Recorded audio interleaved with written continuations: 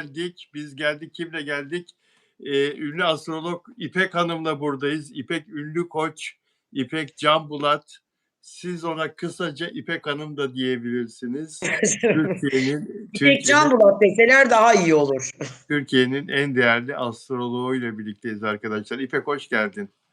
Teşekkür ederim, hoş bulduk. Siz de hoş geldiniz. Bugün neler neler var acaba? Bugün de sarıları giymişsin. Ne oldu?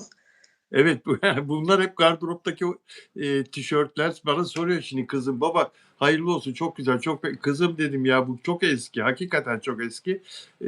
Bende 25 yıllık tişörtler falan da var böyle. Hep yeni gibi durur. Şimdi Ömer hoş geldin. son dakika yayına girerken Sezen Aksu ile ilgili çarpıcı bir haber geldi. 5 dakika Gördüm. 5 dakika magazin Instagram hesabı, Arzu Altıntaş'ın hesabı Atina'da Sezen Aksu'yu görüntüledi. Atina'da o konuyu konuşacağız biraz sonra. Özel haber. Biraz sonra onu detaylandıracağız. Bu arada alttan sürekli olarak Afra Saraçoğlu ve Mert Ramazan Demir'le ilgili mesajlar yazıyorsunuz arkadaşlar. Sürekli soruyorsunuz. Yayına başladık artık. Tamam, yayında konuşacağız zaten. Tamam, sorun peki. Sorun. Bu arada İpekçim, dün senle değildik yayında. Dünkü yayından sonra Arzu'ydaydık. İstanbul'da, Bebek'te, o senin de çok sevdiğini, çok iyi bildiğim sahilde süzülen bir arabanın içinde Afra Saraçoğlu ve sevgilisi Poyraz'ı görüntülediler. Artık sevgilisi diyoruz çünkü herkes diyor. Bütün medya o şekilde yazıyor. Ve magazin gündemi karıştı. Bu konuyu seninle biraz sonra konuşacağız. Teşekkürler Yeşilyurt. Evet. Biraz sonra konuşacağız seninle. Ben zaten sabah erken kalktım 7'de. Saat Evet. 7'de uyandım. Bir baktım ki Instagram yıkılıyor benim. Yüzün üzerinde mesaj. Sanki ben Afra'nın ya da Mert'in annesiyim ya da aile bireylerinden birisiyim.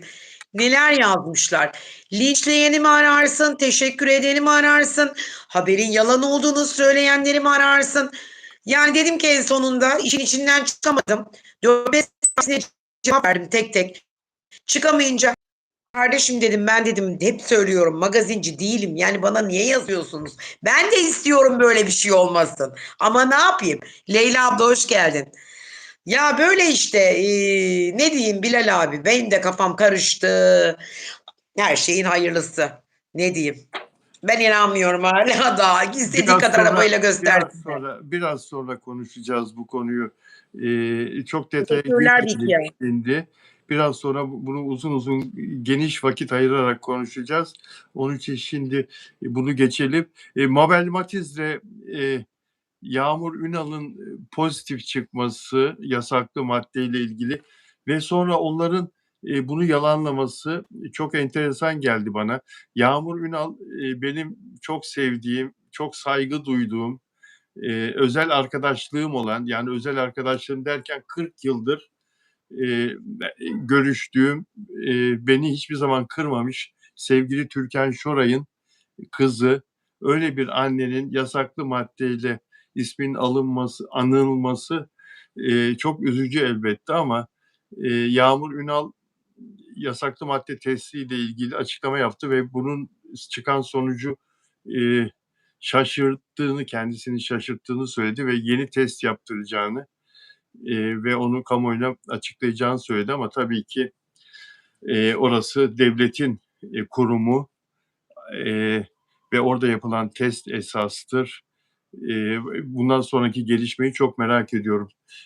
Sen ne düşünüyorsun? Yağmur Ünal'ın yasak... Yani Instagram'da haberi okuduğumda inan çok şaşırdım.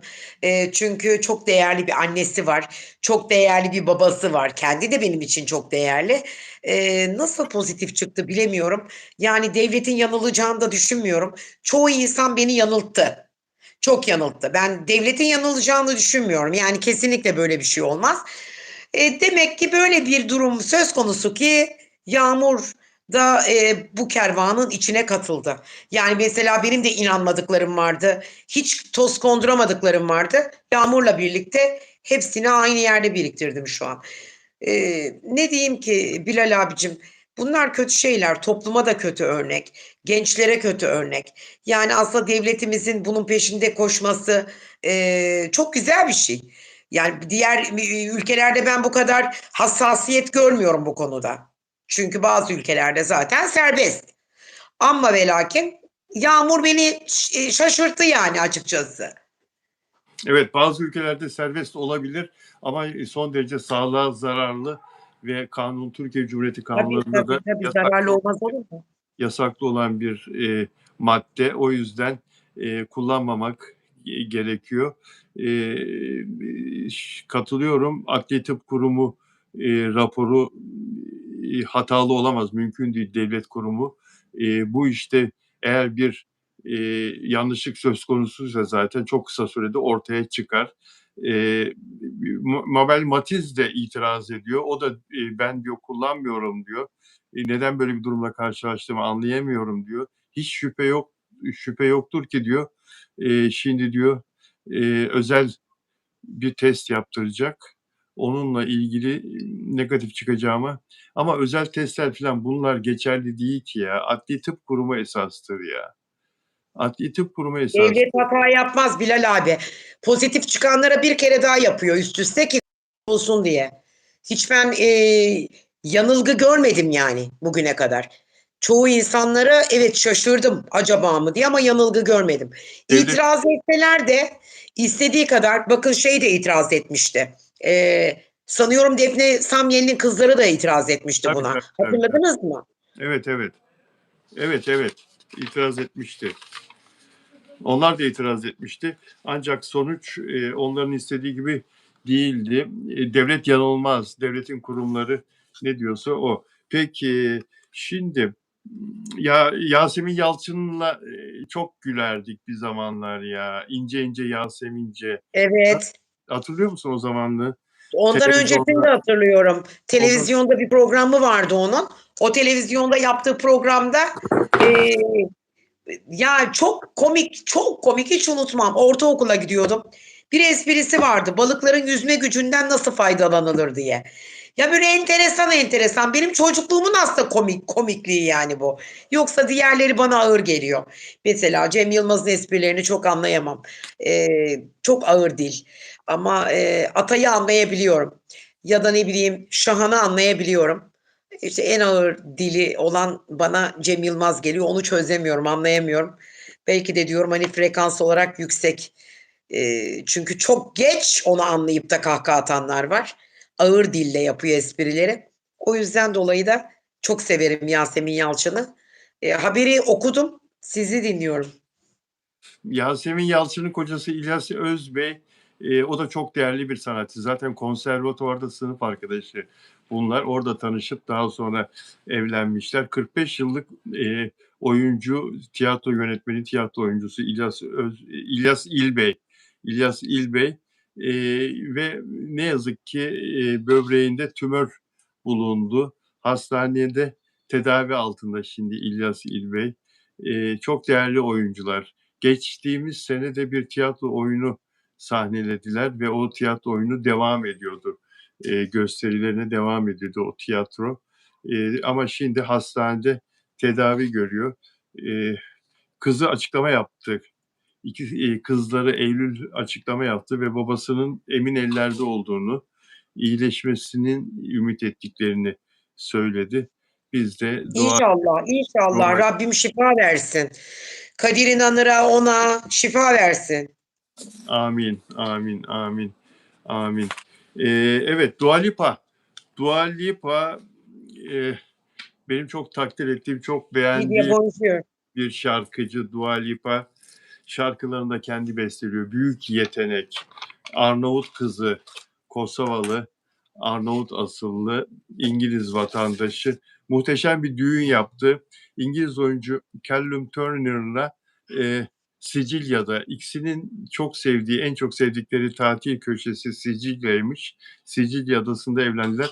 1.700.000 euro düğüne harcadı. 1.700.000 euro. Bizim paramızla 92 milyon lira. Dua Lipa'yı beğenir misin sen?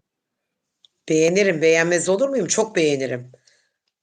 Çok biri Şarkılarını, şarkılarını mı? şarkılarını da severim, beğenirim ama çok da böyle müptelası değilim ama ses tınısı güzel gelir Evet, kulağıma. evet, evet. Beni dinlendirir onun sesi. Değişik, kafamı dinlendirir benim. Evet. 31 Mayıs'ta Londra'da sade bir nikah töreni yapmışlardı. Şimdi de 3 gün 3 gece süren bir düğün yaptılar. 300 davetli katıldı.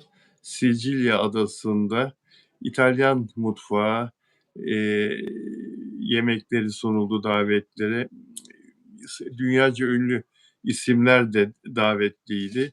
İtalyan basını Sicilya'da The Godfather, Baba filminden beri görülen en önemli olay bu dedi İtalyan basını Dua Lipa'nın düğünü için. Daha önce bir şarkıda birlikte çalıştığı efsane isim Elton John piyanoyla şarkılar söyledi Ay gelinler. çok severim. İşte benim genç kızlığımın şarkıcısıdır. Çok severim Elton John'u. Elton John dinlemek ne kadar muhteşem bir şey değil mi? Gerçekten çok güzel. Vay süper. Ya Elton John Dua Lipa arkadaşının düğününde piyanoyla şarkılar çalmış, söylemiş. Yani inşallah bir yastıkta kocarlar. Yani ünlülerin evlilikleri maalesef çok uzun sürmüyor. Dünyada çok fazla örneği yok ama inşallah bunlarınki uzun sürer. İnşallah. Üzülmez Dua Lipa. Üzülmez. Peki Hugo'ya benzetmişler. Hugo'ya benzetmişler. Kimi? Hugo'ya. Hugo'yu hatırlar mısın? İnteraktif video oyun karakteri Hugo vardı. Evet, Tolga evet, abi, Tolga Garipoğlu evet. 90'lı yıllarda. Kimi Hugo'ya benzetmişler biliyor musun? Kime? Söyleyeceğim şaşırma. Afra Kimi? Taraçoğlu'nun sevgilisi Poyraz'ı Hugo'ya Poyraz'ı. Hugo'ya benzetiyorlar. Sosyal medya Ay ne yıkılıyor. olursun Allah'ım ya Rabbim. Evet, Hugo ismini takmışlar. Hugo demişler. Mert'ten sonra Hugo'yla olur mu ya demişler. Evet kimse onaylamıyor, kimse beğenmiyor. Ee, yani tabii böyle de bir şey varsa ki tabii ben her zaman söylüyorum. Diyorum ki ben böyle bir şeye inanmıyorum. Yahut da eskiye dönüş olabilir. Yani insanların hayatlarında her an her daim değişiklikleri olabilir. Ama bu çocuğu kimse onaylamadı. Hiç kimseye de açık konuşmak gerekirse yakıştıramadı. Bir Mert kadar da yakışıklı ve ilgi çekici ve hoş ve seksi de değil. O yüzden dolayı bana biraz da itici geldi açıkçası. Olmadı Sana, yani. Beğenmedim sana, ben. sana biraz da Mert itici geldi. yara bandı bu. Yara bandı. Bu yara bandı diyor. Evet konuşacağız. Biraz sonra detaylı bir şekilde konuşacağız bu konuyu arkadaşlar. Peki dün de burada yayın yapıyoruz. Ee, Evet. Sevgili İpek. Daha bu konu ortada yok. Yani bizim yayın başladığımızda daha görüntülenmediler sahilde. Biz 18'de başladık Arzu'yla konuşuyoruz. Afra'nın bir fotoğrafı geldi. Öğleden sonra bizim yayından biraz önce çekilmiş. Yine Boğaz'da Arnavutköy'de evine çok yakın bir kebapçının önünde. O kebap evinin sahibi Afra'nın bir iki arkadaşı hep beraber poz vermişler. Afra'nın üzerinde bir gömlek, bol 2-3 beden büyük Afra'ya erkek gömleği böyle çizgili, kravat eksik. Ama kollar falan böyle yani bolluğu. Ya bu kimin gömleğiydi? Bu ne dedim ya? Bu ne dedim? Bu kimin gömleği? Gördüm ben onu. Hangi erkeğin Kimin? gömleği dedim. Arzu dedi ki şimdi Poyraz'ın gömleği dedi. sevgili gömleği modası var. Bilal dedi Arzu. Ben Poyraz'ın gömleği Arzu bak neler biliyor. Bak ben bilmiyordum. Helal olsun Arzu'ya. Ha, sevgililerinin gömleklerini giyiyorlarmış. Evet. Çok enteresan. Sen evli kadınsın. Senin artık sevgili falan o dönemleri geçtiğin için yani bilmeyebilirsin yani. Şimdi Bunun evlilikle yahut da ne bileyim yani bekarlıkla alakası yok ki. Ne ilgisi var şimdi evlilikle? Evli olan insan tabii ki kocasıyla aşk yaşamalı ama sonuçta yani aşk hayatı da bir evli insanın bitmez ki. Evli diye hayata mı küstük yani? Hayır efendim, neler söylüyorsun ya? Ben bir cümle söyledim. Neler söylüyorsun? Ama Benim yani ya dur evlendik diye hayata dur. küsmemiz gerekmiyor. Tamam azarlama. Tamam, geri aldım lafımı. Geri Estağfurullah. aldım. Geri aldım. Şunu söyleyeceğim. Peki ondan sonra o gömleği çıkartıyor, eve gidiyor, o gömleği çıkartıyor. Sevgilisi geliyor, onu evden alıyor ve o arabayla, o arabanın da kiralık olduğunu söylüyorlar. Kirasını da Afra Saraçoğlu'nun ödediğini söylüyorlar arkadaşlar. Vay bana, vaylar bana. Vay bana, vaylar bana. Ee, Evet, yıl olur aylar bana. Yani çünkü çocuk çalışmadığı için parası yok. Annesi evinin kirasını da annesinin ödediğini söylüyorlar ve annesinin cebine harçlık koyduğunu söylüyorlar Poyraz'ın. Afra Saraçoğlu'yla birlikte gittikleri yerlerde de hesabı genelde Afra Saraçoğlu'nun ödediğini söylüyorlar. Ya kadınların hesap ödemesi kadın ne hesap kadar doğru? ödemez ki. Ne kadar Ödemez, ayıp, ne kadar çirkin bir şey. Kadın ödemez. hesap ödemez. Ödetmemek mi lazım? Ama hayat müşterek Hayır, değil kadın mi? hiçbir zaman hesap ödemez. Bizim Hayat, kültürlerimize göre, biz burası Alman kültürü değil, Türkiye'de yaşıyoruz. Dolayısıyla centilmenlik diye bir şey var. Ben hayatım boyunca bir erkeğin yanında kalkıp da hesap ödemem. Ödemem yani, mümkün değil. Bu benim eşim de olabilir, arkadaşım da olabilir. Ha, Almanya'da olursun da Alman kültürüne uyarsın. Ama Türkiye'de öyle bir şey yok. Mümkün değil. ya erkeğin cebinde nakiti ya da kredi Ha, kartında benle o zaman para yemeğe yoksa, çıkmasın o erkek. Hiç ama yani ya öyle erkekle zaten işim olmaz benim. ama Yani yani benimle o zaman insanın yemeğe ama gitmeyecek. ama insanın işsiz güçsüz zamanı da olabilir. Ailesi de çok, biliyorsun, sosyete mensubu ve ailesi de köklü bir aile sosyetede. Ama çocuğun işi olmadığı için para kazanmıyor. Annesi harçlık verirse ancak parası olur diyorlar. Şimdi burada biz bu Poyraz'ı konuşuyoruz ya. Bütün bu söylediklerimizle ilgili itirazı varsa bizi arayabilir, bize bağlanabilir. Cevap hakkı var her zaman. Poyraz, biz çünkü yani kendisini eleştirirken onun da kendisini ifade etme hakkı Ben olduğu. Poyraz'ın cebinde para olmamasına asla inanmıyorum. Bir defa öyle bir aile çocuğunu cebinde harçlıksız, cep harçlıksız asla bırakmaz. O yüzden dolayı ben inanmıyorum. Bana inandırıcı gelmedi. Şimdi yeni trend de bu. Nasıl ki sevgilinin gömleğini giyiyorsan hesapları da kadınlar ödüyormuş şimdi. Duydum, Ya ben de duydum bunu. Poyraz çok iyi eğitim almış ama biliyorsun değil mi? Eğitimi çok iyi. Evet, Yani evet, onu hem araştırdım ben. Türkiye'de hem Yaklaşık bir yurt dışında. haftadır araştırıyorum. Evet, Evet. vizyonu geniş, donanımlı bir çocuk. Aile de düzgün. Ama tabii ki bunlar benim için bir kriter değil. Sonuç itibariyle böyle bir ilişkinin arabanın içinde görülmesi, havalanında görülmesi falan. Şimdi kızacaklar, yine linçleyecekler ama ben gerçekten inanmıyorum. Korkunç bir abartı var. Ben çoğu şeylerin, ya reklamın iyisi kötüsü olmaz. Ben diyeceksiniz ki Afra'nın reklama mı ihtiyacı var, ama Evet. herkesin reklama ihtiyacı var, emin ol. Katıldım. Herkesin. Herkes bir an parlar, bir an düşer. Bunu unutma. Düşmez kalkmaz bir Allah'tır. Anladınız mı? Caner, teşekkür ederim canım benim. Caner burada mı? Caner'ciğim. Caner merhaba canım. Caner moderatörümüz, Caner merhaba. Hoş geldin Arkadaşlar, Sıla. beğen yaparsanız mutlu oluruz ve abone olarak Evet, izlerseniz daha çok inanmıyorum. seviniriz. İnanmıyorum aslan. İnanmıyorum. Abone Evet. olarak izlerseniz daha çok seviniriz arkadaşlar. Beğen yapmanız da, beğen Yani sayısı zorla da. beni inandıramazsınız ki. Bir de eleştiriliyorum. Yani şu an linçleniyorum inanmadığım için. Bu benim kendi fikrim. Saygılı olacaksınız. Size nasıl saygılıysam siz de bana saygılı olacaksınız. İnanmıyorum yani. Bu kadar basit. Onu görün bakalım, bir devamına bakın, bir olayın bir sonuna bakın, bir sonucuna bakın. Bir sonuna bakın, sonucuna bakın. Ben böyle şeyleri çok gördüm bu hayatta. Yaşım 55. Hatta 56'ya bastım da dolu dolu 55 yaşındayım. Şimdi şunu Ama söyleyeceğim. Şunu bu söyleyeceğim. hayatta neler gördüm. Şimdi bir genç kadın sevgilisi olmayan bir erkekle hadi bir ülkeye gidebilir. Kopenhag'a gitti, Danimarka'ya gitti. Yanlarında da kankası, arkadaşıyla ve o sevgilisi olduğu iddia edilen kişiyle hemen ondan bir iki hafta sonra bayram tatilinde, daha önceki bayram tatilinde sevgilisiyle gittiği yurt dışına, Mert Ramazan Demir'le gittiği yurt dışına bu sefer bir başka erkekle gittiği zaman peş peşe niye gidiyorsun yurt dışına aynı erkekle?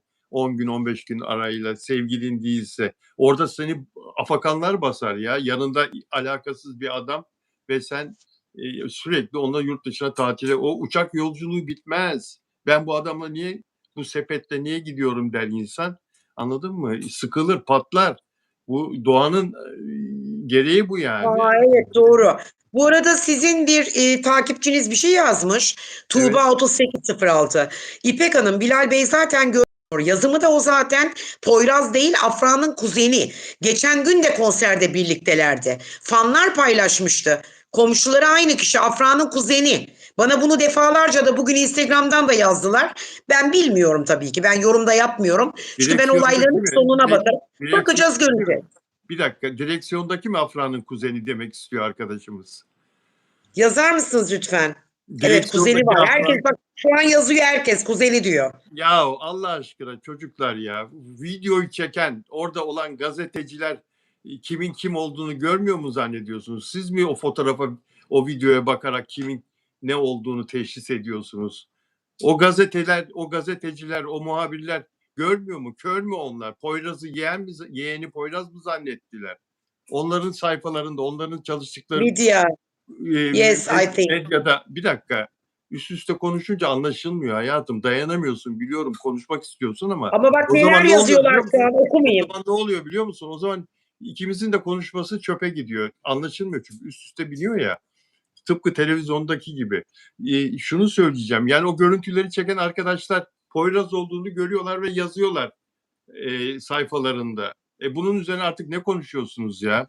Hayal görüyorsunuz. Hiç konuşulmaması gereken şeyi konuşuyorsunuz burada, yazıyorsunuz. Yani. Pardon. Yok yok, alttakileri ben bir yorum yapmadım zaten. Sadece takipçilerin söylediklerini, yani yazdıklarını okumak istedim. Anladım. İşte o üst üste binmesin. Yani Peki. tamam, okey. Magazinler Afra ile Poyraz'ı birlikte gördüler. Mert askerdeyken Neslişah'ın arkadaşlarıyla Poyraz da bir grupta varmış. Sıla'cığım buradayım. Evet. Yani çok yorumlar var bununla ilgili. Şimdi kuzeni çıktı. Kuzeni diyorlar, anladınız mı? Hepsi bunların arkadaşmış. Arkadaş grubuymuş. Öyle anlatıyorlar. Göreceğiz. Ben de bekliyorum. Yani Yani sonuca gelmek lazım arkadaşlar. Dıdımış, dıdımış, mış mış mış, dıdımış, dıdımış, dıdımış. Yani sonuç Afra Saraçoğlu ile Poyraz birlikteler arkadaşlar. Yani bunu niye kabul etmek istemiyorsunuz? Bunu niye bir sağa sola sapmaya çalışıyorsunuz? Nereye varmak istiyorsunuz? Yani İpek geçen yayında, geçtiğimiz günlerde çok güzel savlar ileri sürdü.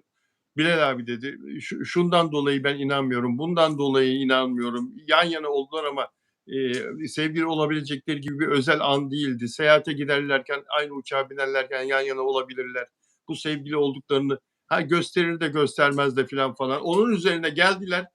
3 gün geçti, arabada boğaz sefası yapıyorlar Allah aşkına ya. olabilir yani Yani bu arkadaşlar. araba benim, Sen de beni ben kiraladım götürebilirsin. der gibi de yanda böyle yayılmış Afra Saraçoğlu. Kira parasını kendisinin verdiği de belli, böyle yanda yayılmış. Mert Ramazan Demir'in hiç yan koltuğuna oturdu mu Afra Saraçoğlu? Hep geride, arka koltukta oturtuyordu Mert onu. Sevgililer nerede oturur? Arabada. Yanında oturur canım. Şoför koltuğunun yanında oturur sevgililer. Ama eğer görülmesini istemiyorsa arkada oturur. Yahut da karartıyorlar şimdi camları görülmesin diye. Bak ne güzel söylüyorsun, ne güzel söyledin ya. Yani Mert maalesef hep arkaya atıyordu. Arkaya atıyordu lafı biraz ağır oldu ama öyle öteliyordu, arkaya oturtuyordu. Yani sevgilim diye elinden tutup da Mert hiçbir zaman maalesef arkadaşlar, yani OGM istemediği için çekiniyorlardı. Yani göğüslerini gere gere, şimdi belki de yani Mert de yapamadığını Poyraz da yapıyor. Yani bunun daha ağırı var ya. Daha ağırı Bir var. dakika, neden Mert'le yapamadı da bununla yapıyor? Yani Mert'le engel vardı herhalde, değil mi? Yapımcı engeli vardı. Şu Bir de anda bunun değil. Bir Tabii. de Mert'in kendi kişilik yapısı biraz değişik. Yani Afra sevgilim diye Afra'yı alıp da hiçbir zaman insan öne çıkmadı. Anlatabiliyor muyum? Mert hep gizli kapaklı yaptı bu işleri. Diğer kızlarla da öyle değil mi?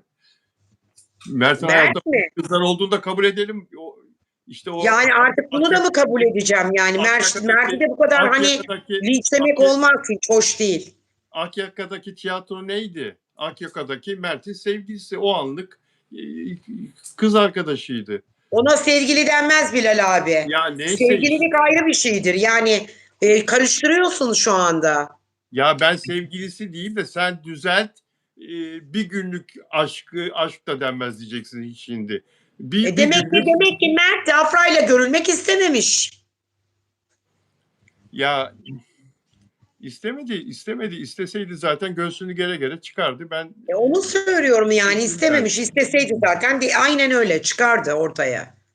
ama burada Mert'i bakın şimdi, burada Mert'in Afra'yla ilişkisini sürmemesinin çeşitli sebepleri olabilir. Burada Mert'i suçlamıyoruz. Tek başına Mert kabahatli değil. Karşılıklı iki gencin çekişmesi, iki gencin gurur yapması, işte Mert'in Afra'yı belki ihmal etmesi, daha çok kendi genç arkadaşlarıyla, yanındaki o iki tane erkek arkadaşı, bir tane menajeri, bunlar dörtlü geziyorlardı ya her yere, yurt dışında filan da. Evet, evet. Yani Afra'yı ihmal edip onlarla gezmesi, Mert'in işte Afra'yı kale almaması filan, bunlar da tabii Afra'yı çıldırtmıştır mutlaka. Birbirlerine karşı satranç oynar gibi hamleler yaparsan sonunda oyun bozulur yani. Yani ama bunların dışında Mert mükemmel bir insan, mükemmel bir çocuk. Hele ailesine filan. Ailesine hiç ben laf söyleyemem Mert'in. Yani dört dörtlük. Annesiyle babasını, kardeşini, kardeşlerini, yengesini hacca gönderen bir insan Mert. Yani böyle bir insan. Başka gençler gibi ailesinden kopuk, başka bazı gençler gibi ailesinden kopuk bir çocuk değil. Kendi evini kendi çalışarak aldı. Yazlığını aldı. Yani ben de neye üzülüyorum biliyor musun? Böyle aşklar bitmemeli diyorum. Ve hala bir hayalle, hala da bir umutla bekliyorum. Yani acaba mı diyorum. Aman Mert'e döner diyorum, eğer böyle bir şey varsa da döner. Hayaller kuruyorum. Sence böyle bir şey olabilir mi? Dönebilir mi yani? Dönme şansı olabilir mi? Ya böyle aşkların bitmesine üzülüyorum ya. Aşk, sevgi, emek ister, zaman ister, ne bileyim, özveri ister. Yani bu kadar şeyden sonra sanki böyle kısasa kısas yapıyormuş gibi. Şimdi ben normalde biliyorsun hep Afra'yı desteklerim. Ama gerçekten böyle bir şey varsa da adını da ağzıma anmam yani. Yani demin bir soru sordun. Kısasa kısassa eğer bir olay, o zaman da anmam. Yazık oldu bu ilişkiye derim.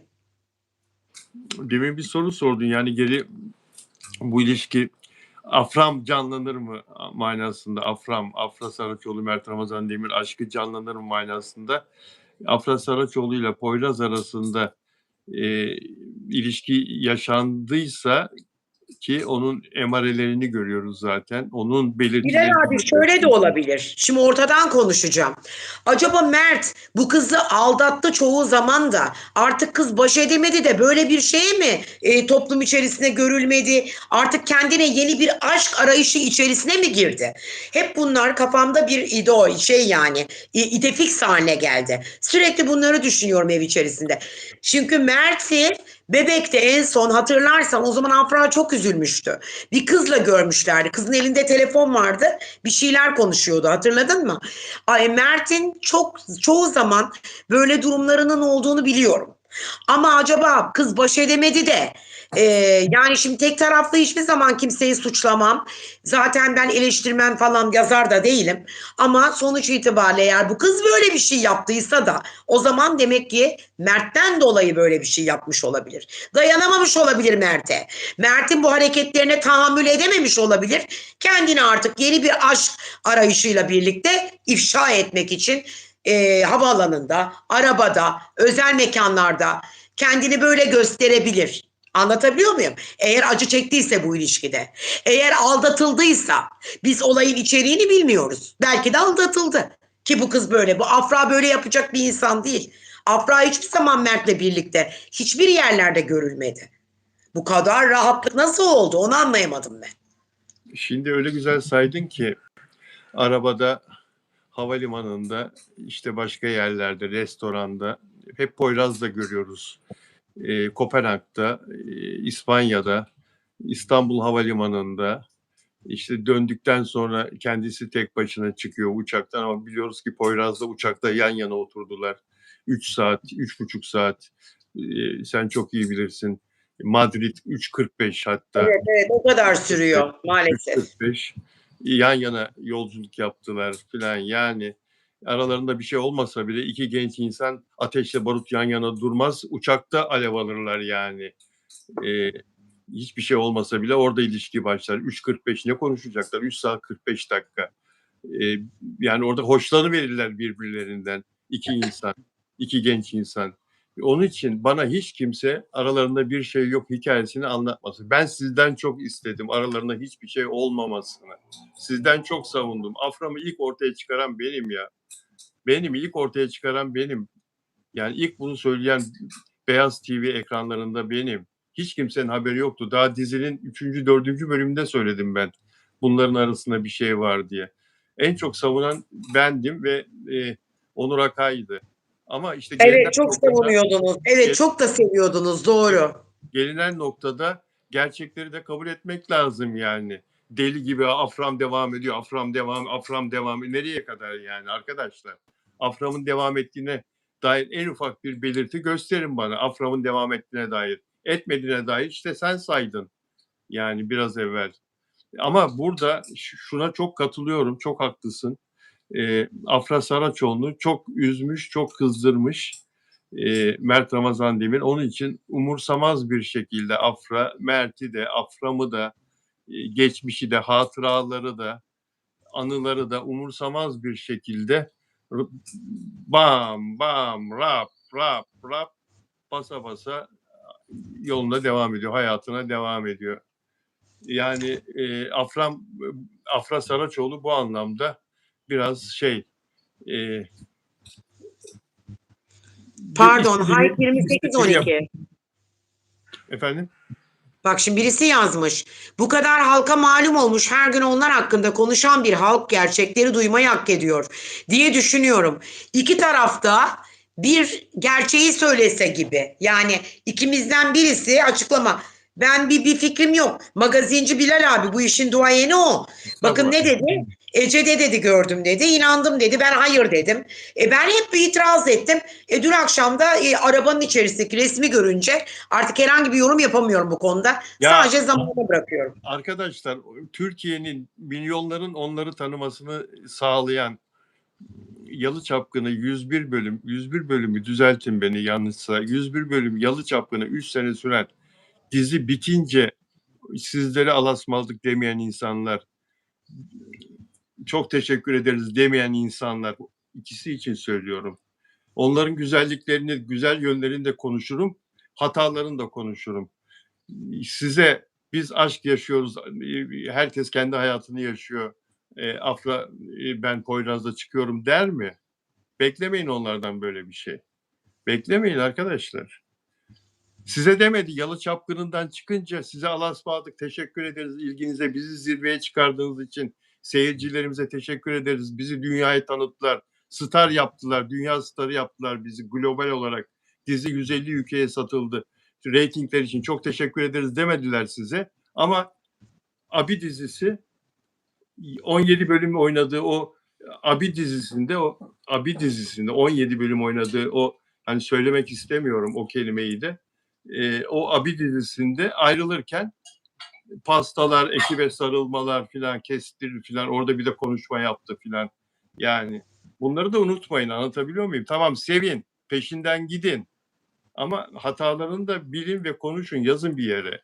Körü körüne gitmeyin peşinden. Bu haksızlıkları benden çok sizin görmeniz lazım. Aframcılar. Afra'yı sevenler, Görüyoruz da bir dakika benim de merak Afra ettim. fanları da şu anda bana kızıyorlar ve belki de linçliyorlar beni. Ben hataları söylerim. Mert için de hataları söylerim. Olabilir. Hayatta her şey olabilir. Alttan yazıyorlar İpek abla Afra yeniden barışır mı? Olabilir mi? Olabilir. Bu hayatta her şey olabilir. Hiçbir şeye şaşırmayın. Olabilir.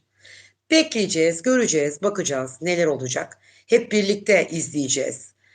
Evet ama bu arada tabii ki ben de senden duyuyorum ilk defa. Dizi bittikten sonra ne yapılıyor? Halkla helalleşilip ay işte beni zirveye çıkardınız. Teşekkür mü ediliniyor? Ya Bak bunu Allah öğrendim. Allah. İnsanlıktır, şıklıktır, güzelliktir. 3 sene seni takip etmişler bunlar ya. Bir alasmadık dersin, bir güzellik yaparsın, bir mesaj verirsin, bir şey yaparsın. Bir kendin söylersin, başrolsün. Dersin ki OGM'ye, Onur Güven Atam'a bir pasta keselim dersin. Abi de kesti veda ederken. Yani Abi de kesti. Afra Saraçoğlu'nu uğurladılar orada. Burada dizi bitiyor. Bütün oyuncular ayrılıyor. Yapım bitiyor. Bir pasta kesersiniz. Mert Ramazan Demir gitme askere. Bir dakika kardeşim acelenle gidersin askere. Askere yola çıkmadan Mert orada bir saat evvelden Mert'le Afra'ya yan yana gelir bir pasta kesilir. Bir konuşma yaparlar. Bu seyirci bunu hak etmedi mi? Bir alasmadığı hak etmedi mi? Yani o çok büyük yanlıştı. O benim aklımdan gitmez. Çünkü Yalı Çapkını da kimsenin aklından gitmez. Yalı Çapkını muhteşem bir etki bıraktı insanların üzerinde. Yani niye buraya döndük? Afra Saraçoğlu ile Mert Ramazan Demir'in seyircilerine, hayranlarına vurdum duymaz olmasından dolayı döndük. Ben evet yeni bir ilişkiye başladım. Saygı duyun dese bitti. Afra. Anladın mı? Bu kadar ipucu verdikten sonra. Sen söyledin işte Kopenhag'da, havalimanında, İspanya'da, restoranda, orada burada her yerde yeni bir adamla. İnsanlar peşinden koşturuyor. Gazetecilere soru sordurtmuyor. Bak tekrar söylüyorum. Gazetecilere soru sordurtmuyor. Bunu Afra değil menajeri yaptırıyor. OGM üzerinden belki de. Çünkü OGM bazı bazı gazetecilerle paralel iş yapıyor OGM'nin iletişimi. Belli oluyor. Anlatabiliyor muyum? Röportajlar falan yaptırıyorlar bazı muhabirlere. OGM'nin prodüksiyonları başlarken, dizisi başlarken. Bizlerin caddelerde mikrofon uzatan gazeteciler, gördüğümüz o gazeteciler, onlar da isim sahibi oldular. Devamlı ünlülere mikrofon uzattıkları için isimlerini söylemek istemiyorum. OGM ve başka yapımlar onlara röportajlar yaptırıyorlar. Gazeteciler neredeyse yapım şirketlerinin de işte parça başı çalışan şeyi gibi, elemanı gibi duruma geliyor. Böyle olunca o gazeteciden ünlünün istemediği soruyu sormasını bekleyemezsin. Anladın mı? Onun için Poyraz'ı soramıyorlar Afra'ya. Anlatabiliyor muyum? Anlıyorum. Onun için soramıyorlar Afra'nın istemediği soruyu Afra'ya. Onun için Kanye West konserinde Kanye West'in hangi şarkısını beğeniyorsun diye soruyorlar da dün havalimanında niye Poyraz'la beraber çıkmadınız, İspanya'da birlikteydiniz diye soramıyorlar. Evet. Yani sonuç olarak Mert Ramazan Demir de Fransa'da yalnız değil diyorlar. Anlatabiliyor muyum? Bir kadının adını veriyorlar. O çirkin kadınla olmadığını düşünmek istiyorum. Onun olmadığını düşünmek istiyorum. Mert Ramazan Demir de aslan gibi adam yani. O da Afra hayatını yaşıyorsa o da yaşıyordur. Poyraz Yosmoğlu'na bakıyorum şu anda da. Evet. Yani hiç bak şimdi analiz yapıyorum buradan. Hiçbir defa tipsel olarak birbirlerine analiz yapıyorum. Uygun değiller bir. Bir defa bir tanesi çok içine kapanık. Bir tanesi de böyle içten pazarlıklı bir tip. Anlatabiliyor muyum? Ve bunların kesinlikle bu ilişkileri tutmayacak. İpek dedi dersin. Varsa bile olmayacak. Bunu Çünkü söyle bana. Bunu söyle. Bak ama yeni bir şey olmayacak. Olmayacak. şey Kesinlikle olmayacak. Ya bu konudaki Bu fikrini çocuk çok merak ediyordum. Hakikaten bak sen açtın konuyu. Evet lütfen devam et.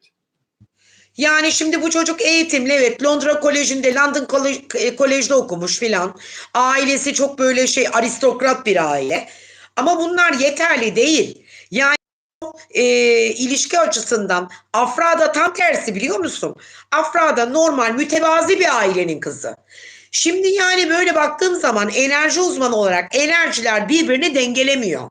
Tipsel olarak baktığımda çocuğu da şeye benzettim. Patrick Schweiz var ya, şarkıcı. Evet. Patrick Schweiz'a benziyor. Benziyor. Şarkısı vardı onun. Neydi? She's Like the Wind. She's Like the Wind diye bir şarkısı vardı. He, bak neler She's hatırladın. Like the Wind. Öyle bir şarkısı vardı. Yani baktığımda Sesi çocukta güzel midir? Poyraz'ın sesi güzel midir acaba? yani Patrick Schweiz'a benzettim diye şimdi şarkı tövbe yarabbim. Şarkı mı söylemesi lazım?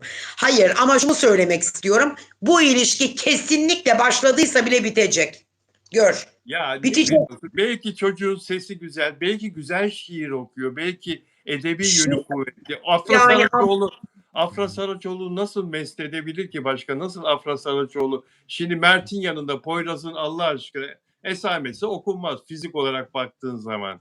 Şimdi Vallahi bir Ramazan Demir'le kusura bakma aynı kefeye çocukcağızı mümkün değil. bilmiyorum. Mümkün Koyamıyorum. değil. İkisi de Mümkün değil. farklı klasmanlarda. Bir Ne tanesi klasmanı?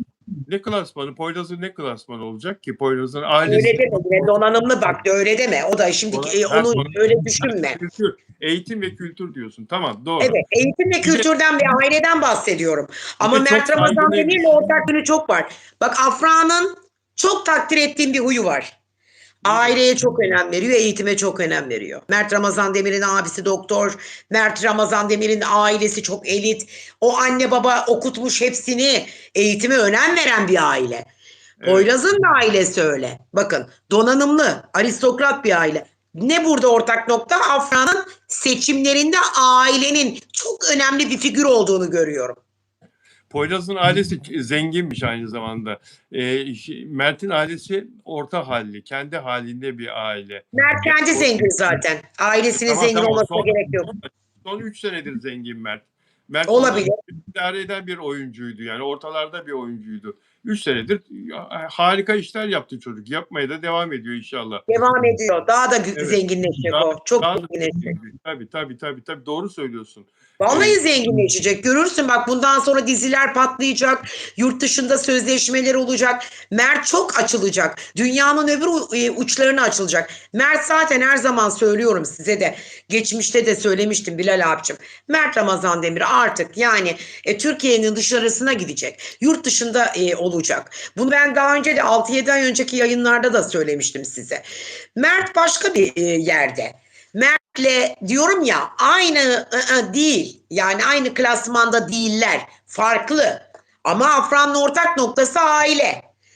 Kim bilir neler oldu hala araştırmalar içerisindeyiz. Diyeceksin ki aman daha ne araştırıyorsun? İşte arabada yakalanmışlar. Afra'nın sevgilisi bu ilişkinin varlığını artık onaylıyor. Yani görüldü bunlar dersen de hayatta hiçbir şeyin garantisi yok. Evliliklerin bile yok. Kaç yıllık evli insanlar boşanıyor. O yüzden dolayı bir ilişki başlar, bir bakmışım biter, söner. Yalnız sana söyleyeyim mi? Öyle. İsim vermeden söyleyeceğim. Bu ikisi Mert ya da Afra ikisinden biri artık Mert değil ama bu. Afra'nın eğer gerçekten bak tekrar söylüyorum böyle bir şey gerçekten var ise Afra'nın sadece yurt dışı yolları açık olur. Türkiye'de tekrardan yeni bir dizi tutulacak gibi olacak bir şey ben sezinlemiyorum, görmüyorum yani. Afra için mi söylüyorsun? Evet Afra için söylüyorum. Pera dizisi dijitalde yayınlanacak. Tamam yakında. Söyledim biliyorum evet doğru. Tutmayabilir. Tutmayabilir mi diyorsun? Yani öyle patlamayabilir mi diyorsun? Tutmayabilir. İzlenemeyebilir. Söyleyeyim bunu. Öyle tabii. Daha önce de bir şey için söyledim. Reytinglerde öyleydi böyleydi tavandı dediler. Bir sürü şeyler oldu. Abi o yüzden için çok söyledin ya. Abi için çok söyledin. O olmaz. Ay, sevmedim ha. Sevmedim. Söyleme ya. Niye söylüyorsun? Söyleme öyle söyleme. Ama sevmedim. Yine Pera için söylüyorsun. Ne yapayım? Başkan soruyorsunuz. Bu dizi tutar mı diye. Ben de kendi yorumumu söylüyorum. Bakıyorum dizinin tarihine. Her şeyin doğum haritası var. Biz soruyoruz onun için söylüyorsun. Pardon geri aldım. Doğum haritası var her şeye. Tamam. Biz sorduğumuz için söylüyorsun. Evet tamam geri aldım. Ömer Beyciğim ben başarısız olacak demedim. Yurt dışına açılacak bunlar. Anlatabiliyor muyum? Yani bu dizilerde sanmıyorum ben. Ömer Bey. Bu olaydan önce konuşmuşumdur onu. Bu olayı duymadan önce. Beğen yaparsanız mutlu oluruz ve abone olmadan bizi izleyen dostlar abone olursanız bizim her yayınımız böyle. Abone olursanız şimdi sana bir soru soracağım. Bir dakika ne olur üst üste konuşmayalım. Bizim her yayınımız böyle. Abone olursanız size her gün güzel magazin yayınları izleteceğimize söz veriyoruz. İşte burada İpek Canbulat ve benim diğer arkadaşlarım Arzu Altıntaş, Onur Akay. Onur'a çok kızıyorlar biliyor musun İpek? Aman aman aman bana neler yazıyorlar Onur'la Bana ilgili. da Onur'a çok kızıyorlar. Beni aramış Onur bu sabah. Uyuyordum. Öyle mi? Sabahın 6'sında uyuyorum ben. Onur beni aramış 6'da. Benim takipçilerim Onur'a çok kızıyorlar. Ya ne kızıyorsunuz? Onur'la yarın yayın yapacağız. Yarın çarşamba değil mi? Yarın saat 18'de Onur Akay'la yayınımız var. Onur'a soracağınız soruları yarın sorabilirsiniz kendisine. Yani Onur Akay bugün bir de yazı yazmış galiba, okumadım. Mert Ramazan Demir'e kızmış o da, Onur Akay'da. Neden kızmış? Ya Afra'yı okumadım yazıyı, bak yanlış bir şey söylemeyeyim ama bana yazılanlardan anladığım kadarıyla Afra'yı elinde tutamadığı için herhalde, yani Afra'nın bu arayışlara girmesine Mert sebep oldu düşüncesiyle herhalde. Okuyan varsa yazarsa aşağıya neden kızdığını, ama böyle olduğunu tahmin ediyorum. Yarın canlı yayında Onur Akay'la bu konuyu da enine boyuna konuşacağız. Senin şimdi demin söylediğin bir söz var, çok çarpıcıydı. Onu hızlı geçtik. Konuyu açıyor çünkü. Maşallah. Neymiş acaba? Sen de sular seller gibi konuşuyorsun maşallah. Dedin ki bu Poyraz'la Afra'nın ilişkisi uzun sürmeyecek. Bunu neye dayanarak söyledin? Şimdi ben Poyraz'ın, bilen varsa yazsın alttan, doğum haritasını çıkartmak için çok aradım. Fakat ben onun doğum tarihini bulamadım. Ama Afra'nın bütün bilgileri bende. Doğum haritasına baktım. Mesela Mert'in de bakmıştım. Biri kova, biri yaydı. Dolayısıyla ikisini dengeleyen ilişkide bazı doneler vardı. İkisinin sıkı sıkı bağları varken bir anda kopmasını ben yine kötü enerjilere, nazarlara bağladım. Ama bu çocuğun gerçekten bilmiyorum, var mı? Yani bakmak istiyorum bu çocuğa. Poyraz'ı hiçbir şekilde bilgi yok. Yani görmedim. Ya, doğum tarihi yazmıyor. Bulunamadı diyor, bilgi diyor, yok diyor. Keşke bilsem. Ama Afra'nın doğum haritasına bakıp da, burcuna bakıp da yorum yaptığım zaman kesinlikle kararlı. Çünkü Afra bir şeyden soğuduğu zaman e, yay burcu aldatılan bir karakterdir. Öyle söyleyeyim. Öyle mi? Tabii. Dolayısıyla bunu eğer Mert'te yaşadıysa bunda da yaşayacaktır. Maalesef kader ağlarını böyle yaratmış. Yani böyle örmüş, öyle söyleyeyim size. Ama ikisinin de bence yolu açık olsun. İkisi de çok genç, pırıl pırıl çocuklar, başarılı, dünya tatlısı insanlar. Hiç de kötü bir şey söyleyemem. Tabii ki gönül ister ki tekrar eskisi gibi bir gelsinler. O eski aşkları şehvetlensin, o eski aşkları canlansın. Ama bilmiyorum ileriki zamanda ve tarihte ne olur? Gün doğmadan neler doğar? Ben bir enerji uzmanı olarak söylüyorum. Hayatım boyunca çok kötü enerjiyle yıkılan ve yeni bir güzel enerjiyle tekrar eskisini hayatına alıp kaldığı yerden devam eden ilişkiler var, biliyor musun? Bak şimdi böyle yapıyorlar. Tabii tabii tabii. Boşanmış kocasından ayrılıyorlar. Sonra o hayatına bu hayatına bir bakıyorlar, olmuyor. Tekrar eski, bak evlilikten bahsediyorum, eski eşine dönüyor ve kaldığı yerden devam ediyor. Ama olmaz o zaman öyle. ne oluyor? Daha sağlıklı, temeller daha güzel oturuyor yerine. Ya, eskiye geri dönmek, yani bu bilmiyorum, bizim örf annelerimizde öyle şey yok ya. Bu bize göre değil bu iş ya. Yani başkasıyla çünkü her şeyi yaşıyorsun, sonra tekrar eskisine dönüyorsun. Ya bana göre de değil ona bakarsan. Yeni trend buymuş işte. Yani bunları görüyorum ben hep. Anlatabiliyor muyum? Yeni trend bu. Anladım. Yani şimdi Ama burada mesela bana göre değil. Ben de mesela eski rağbet yoktur. Hiçbir zaman olmadı. Sen tutucusun ya. Ben seni biliyorum. Evet, ben biraz tutucuyum maalesef. Çünkü ben çok değer veririm aşka ve sevgiye. O aşk ve sevgi besleyerek oluşan bir şey. Kolay olan bir şey değil. Boğa burcuyum, çok duygusalım. Ve aynı özellikle Mert bir kova olabilir ama Mert'i de kendime çok benzetiyorum. Mert'in bir an yanlış yapacağını düşünemiyorum ben. Senin kaşların onun kaşların arasında dünyanın farkı. Neye benziyor? Neyi benziyor? Mert'le öyle deme şimdi, sen Mert'in aldattığını düşünürsen neyi benziyor biliyor musun? Mesela sıkı sıkı sevmek, sarılmak, anlatabiliyor muyum? olarak diyorsun zannet. Yok, tamam, Yok anladım. canım, sıkı sıkı sevmek, sarılmaktan bahsediyorum. Anladım. Sahiplenmek gibi. Mert'in o Ama Mert tarz duyguları var. sahiplenseydi Afraboğaz'da arabalarda gezmezdi ya. Ay Sahiplendi. yanlış, öyle düşünme. Bilemezsin neden bu ilişkinin bittiğini. Ben aynı fikirde değilim sizinle. Anladınız mı? Bu arada Akrep Burcu'ymuş Poyraz. O içine kapalı, endişeli, huzursuz, Sen negatif enerji küçüldün. veren, Küçüldün, zehirleyici. küçüldün. Küçüldün, Sevmem biraz akrebi. büyüdün. Biraz büyük, biraz büyük. Çok küçüldün, yok oldun ekranda. Yani Neden Akrep biliyor Burcu. musun? Çünkü şey bitti. Nasıl olduysa dayanmadı yani bir anda. Bak enerjiler şarjları da bitirdi. He. Akrep Burcu diyorsun, Akrep Burcu olması iyi değil diyorsun, öyle mi Poyraz'ın? Yani Akrep burcuyla Yay burcunun anlaşması mümkün değil.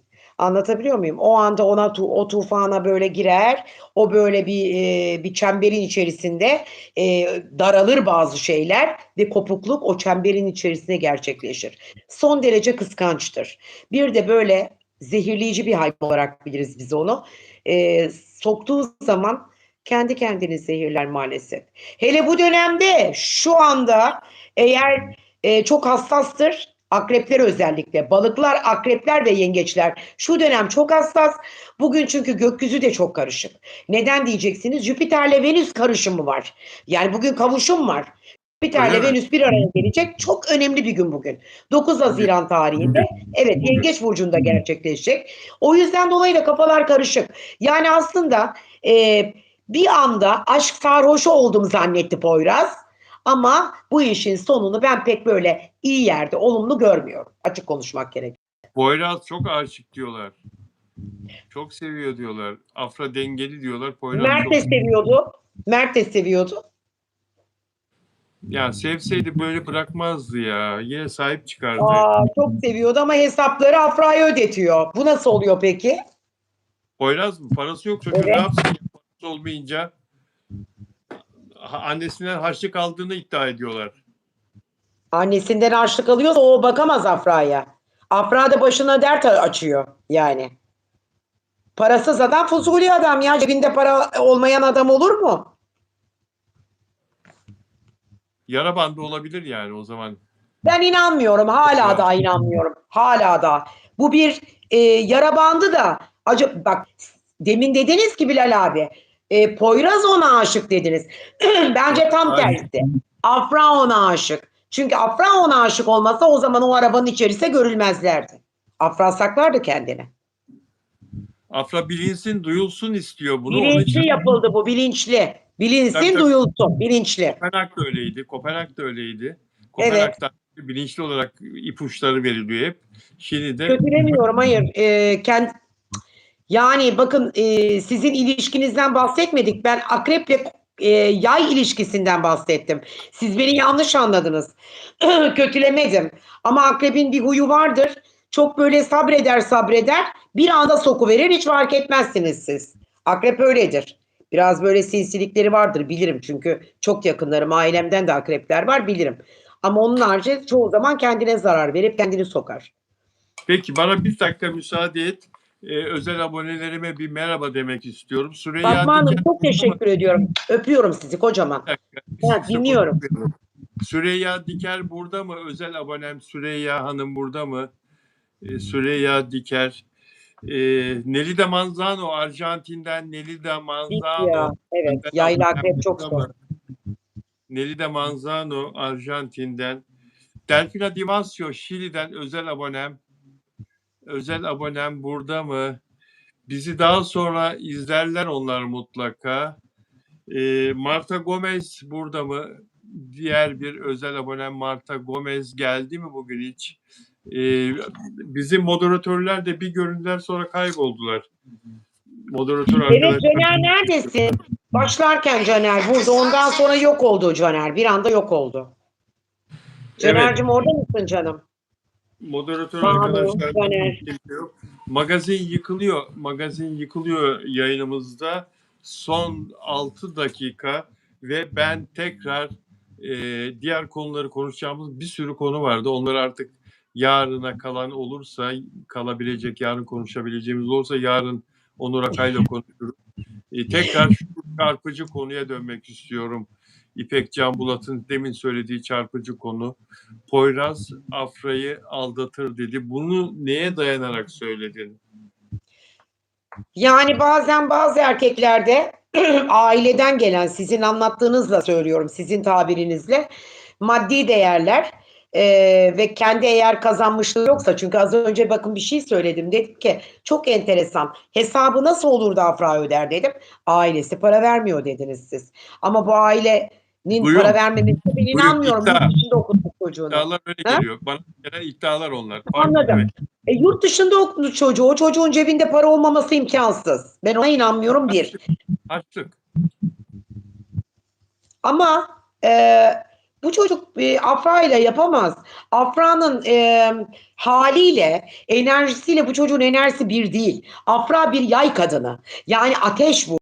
Dolayısıyla gülümsemeyi seven, hayata daha pozitif bakan, hayatta çok büyük zorluklar çekmemiş ve Allah tarafından çok da iyi bir aileye sahip olan bir kız.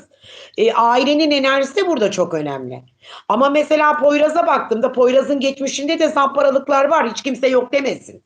Bana Instagram'dan yazmışsınız. Yok işte mazmut bir çocuk filan.